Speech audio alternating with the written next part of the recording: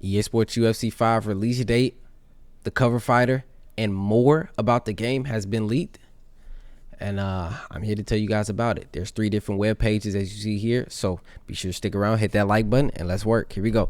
EA Sports UFC 5 is on the way. Inside Gamer has the first details about some things players can expect, including the game release date. Sources have told Insider Gaming that EA Sports UFC 5 is set to launch on October 27th for PlayStation 5 and Xbox, meaning that it is not going to be on PlayStation 4 and Xbox One. I am very sorry.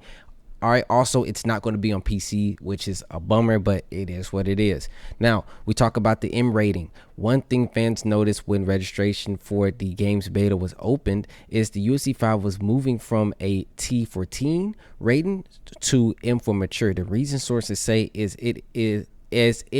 that it allowed developers to add more realistic aspects of damage, as well as render damage in greater detail. The game will also feature blood pooling on the canvas, which also played a part in the rating moving to M. Who's in UFC 5? Similar to UFC 5, the game will feature the biggest names in the UFC roster that will change and grow post-launch. In addition to current UFC fighters, there will be legendary fighters added to game's roster. Mike Tyson, Muhammad Ali, and Fedor all are a part of the game's roster as a pre-order bonus. So if you want to get these fighters, Mike Tyson, Ali, and also Fedor, you got to pre-order the game, all right?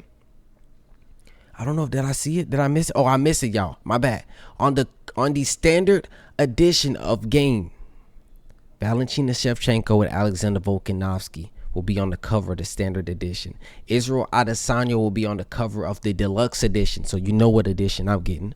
Respectfully, that's web page 1. Web page 2, UFC 5 will have online career mode. Insider Gaming has learned more about EA Sports UFC 5 will have to offer players, and that includes an online career mode. According to multiple sources, the mode features only created fighters. That means it's only going to be ranked fighters in this mode. That means they separate. Will you use actual fighters versus calves? And I think a lot of people are going to love that. The mode will see players fight in one of 4 divisions and rise up rankings to attempt to win a championship. Now, I'm not a fan of the division thing. I like ELO, but it is what it is. Here we go.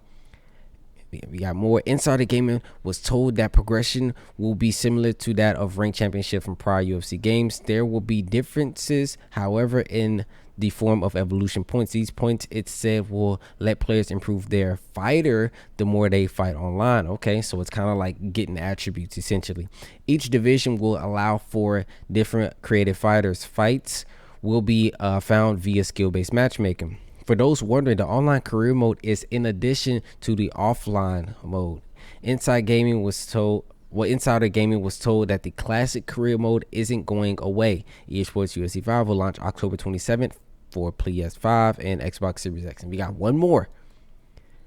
UFC 5 moving to Frostbite engine. We did notice in the past I said something about them moving to the new engine. Okay, something that we do not know, we didn't see. So with the move to Frostbite, UFC 5 moves from 30 frames per second to 60 frames per second. In addition to FPS, the transition to Frostbite brings more detailed characters, better light, and even a new environment presentation. While we can't share the footage in order to protect sources, Insider Gaming was shown clips of the game. The clips shown featuring newly created walkouts that look nearly on par with what you see when watching actual UFC events. That's a W. All of the fighters have also received updates to improve the quality of the character design in game. W. Gameplay in Octagon. As discovered earlier, EA Sports UFC 5 will be rated M for mature for the first time. This was because of how damage works within the Octagon. Insider Gaming was shown how the damage plays out in fights. Elements like swelling and bruising accumulate with more accuracy as a fight progresses.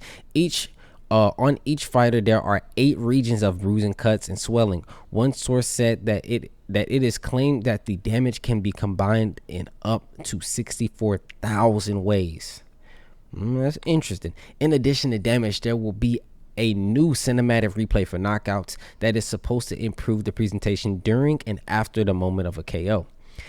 It was also shown to Insider Gaming that the fighters will suffer broken noses, swelled eyes, and more in fights.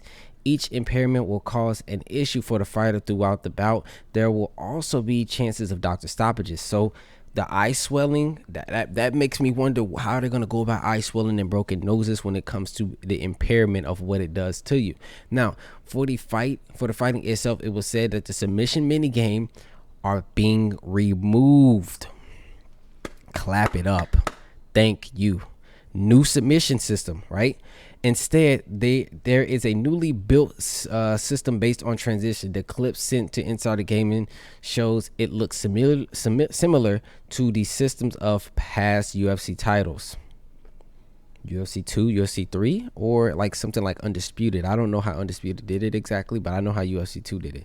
But that is basically it, guys. Tell me what you think. I'm going to keep you guys up to date. Be sure to hit the like button.